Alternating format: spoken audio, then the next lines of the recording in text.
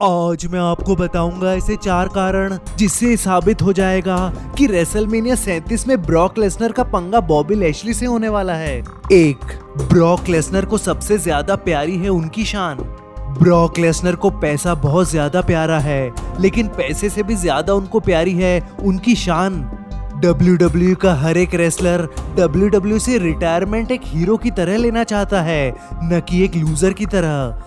Brock Lesnar ने WWE में अपना आखिरी मैच पिछले साल के WWE रेसलमेनिया में खेला था और वो ड्रू मैकिंटायर से हार गए थे। अगर ब्रॉक लेसनर को WWE से हमेशा हमेशा के लिए जाना होता तो वो ड्रू मैकिंटायर को हरा के जाते, न कि उनसे हार के, और इसीलिए उनको बदला पूरा करने के लिए फिर से WWE में आना ही होगा। बॉबी लैशली अभी WWE चैंपियन हैं और कहीं ना कहीं ड्रू मैकिंटायर भी स्टोरी लाइन का पार्ट हैं, और ब्रॉक लेसनर को ड्रू मैकिंटायर से बदला लेने के लिए इससे बेहतरीन मौका और कोई नहीं मिल सकता। रेसलमेनिया 36 में ड्रू मैकिंटायर द्वारा अपनी हार का बदला लेना आज भी ब्रॉक लेसनर की प्रायोरिटी लिस्ट में सबसे ऊपर होगा, और आज भी रेसलमेनिया 36 की वो रात की हार का सोच के ब्रॉक लेसनर का खून खौल जाता होगा। और ड्रू मैकिंटायर से बदला लेना एक बहुत बड़ा कारण है कि ब्रॉक लेसनर रेसलमेनिया 37 में बॉबी लैशली और ड्रू मैकिंटायर से लड़ने आ सकते हैं। 2. बॉबी लैशली का सपना करना है पूरा।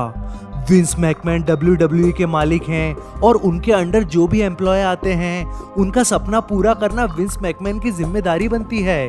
बॉबी लैशली का सालों साल से सपना है कि वो ब्रॉक लेसनर से दो हाथ करना चाहते हैं, और अपने आज तक के करियर में विंस मैकमैन ने उनको एक भी मौका नहीं दिया कि वो ब्रॉक लेसनर पर अपनी ताकत आजमाएं। बॉबी लैशली ऑलरेडी 44 साल के हो चुके हैं, और अगर ये मौका अभी नहीं दिया गया तो कब दिया जाएगा। ब्रॉक लेसनर भी 43 साल के हो चुके हैं और वो सिर्फ बॉबी लैशली से 1 साल ही जवान हैं।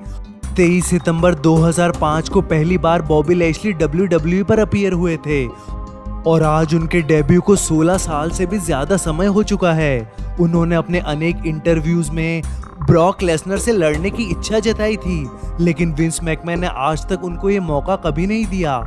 लेकिन रेसलमेनिया 37 एक बेहतरीन अपॉर्चुनिटी है जब उनको ब्रॉक लेसनर से भिड़वाया जा सकता है, और इसी तरह उनका ब्रॉक लेसनर से लड़ने का सपना पूरा किया जा सकता है। विंस मैकमैन एक बेहतरीन लीडर हैं और वो बॉबी लैशली की इच्छा जरूर पूरी करेंगे, और इसीलिए ब्रॉक लेसनर को उनको रेसलमेनिया 37 में लाना ही होगा। 3. MVP को भी लेना है बदला।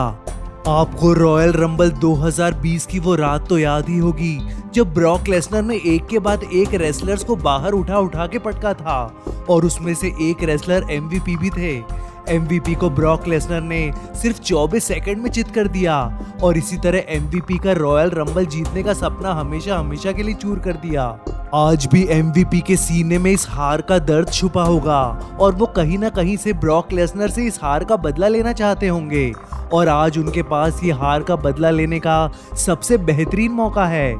MVP द हर्ट बिजनेस के लीडर हैं और बॉबी लैशली ने उनकी मेंबरशिप ले रखी है, और वो आजकल रिंग में MVP के साथ ही दिखते हैं। MVP जानते हैं कि वो ब्रॉक लेसनर को किसी भी तरह अकेले नहीं हरा सकते, और इसीलिए वो बॉबी लैशली का सहारा लेते हुए ब्रॉक लेसनर को हराने के सपने देखते होंगे।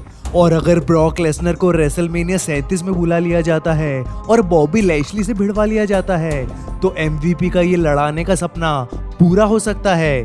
कुछ ही दिन पहले MVP ने अपने ट्विटर अकाउंट पे ब्रॉक लेसनर और बॉबी लैशली की एक तस्वीर डाली थी, और ये तस्वीर एक हिंट देती है कि ब्रॉक लेसनर फिर से रेसलमेनिया 37 में बॉबी लैशली से दो हाथ करने आ सकते हैं, और अगर इन दोनों रेसलर्स की भिड़ंत होती है तो मुकाबला बेहद रोचक होगा। 4. विंस मैकमैन को कमाने हैं खूब सारे पैसे। हर कंपनी की मालिक की तरह WWE के मालिक विंस मैकमैन भी अपनी कंपनी के लिए खूब सारे पैसे कमाना चाहते हैं, और पैसे कमाने का सबसे अच्छा जरिया ब्रॉक लेसनर हैं। जब ब्रॉक लेसनर रिंग में दो हाथ करने आते हैं तो मैच के टिकट फटाफट बिक जाते हैं, और कंपनी को कई गुना मुनाफा हो जाता है। रेसलमेनिया WWE का सबसे बड़ा इवेंट होता है, और अब रेसलमेनिया 37 में कुछ ही दिन बाकी हैं, और ब्रॉक लेसनर को अभी तक साइन नहीं किया गया है। लेकिन अगर विंस मैकमैन को रेसलमेनिया को हिट बनाना है तो ब्रॉक लेसनर को उनके मन मुताबिक पैसे देकर वापस से WWE में लाना ही होगा। ये पहली बार नहीं है जब ब्रॉक लेसनर WWE को छोड़ के गए हैं। आपको याद ही होगा रेसलमेनिया 20 की वो रात जब गोल्डबर्ग ने ब्रॉक लेसनर को हरा दिया था और फिर ब्रॉक लेसनर WWE छोड़कर हमेशा हमेशा के लिए चले गए थे। लेकिन 2004 में रेसलमेनिया 20 के बाद जैसे ही ब्रॉक लेसनर ने WWE छोड़ा, WWE को काफी नुकसान झेलना पड़ा और कई फैंस उनसे रूठ गए और इसीलिए फिर विंस मैकमैन ने 2012 में फिर से ब्रॉक लेसनर को साइन कर लिया। 2012 में ब्रॉक लेसनर ने फिर से कमबैक किया और फिर से WWE आसमान में पहुंच गई और उनका रेवेन्यू कई गुना बढ़ गया। रेसलमेनिया 37 कुछ ही दिनों में आने वाला है और विंस मैकमैन को ये बात जल्द ही समझ लेनी चाहिए कि ब्रॉक लेसनर को इस इवेंट के लिए बुलाना बेहद जरूरी है और ब्रॉक लेसनर जितना भी पैसा मांगे उनको उस मुंह मांगे पैसे पर साइन कर लेना चाहिए। कोरोना वायरस की वजह से वैसे ही WWE को इस साल बेहद नुकसान उठाना पड़ा है और अगर ब्रॉक लेसनर को वापस से WWE नहीं लाता है तो उनका नुकसान कई गुना और ज्यादा बढ़ जाएगा। विंस मैकमैन सालों साल से बेहद बेहतरीन बिजनेस करते आए हैं और मुझे लगता है कि वो ब्रॉक लेसनर को फिर से रेसलमेनिया 37 के लिए ले ही आएंगे।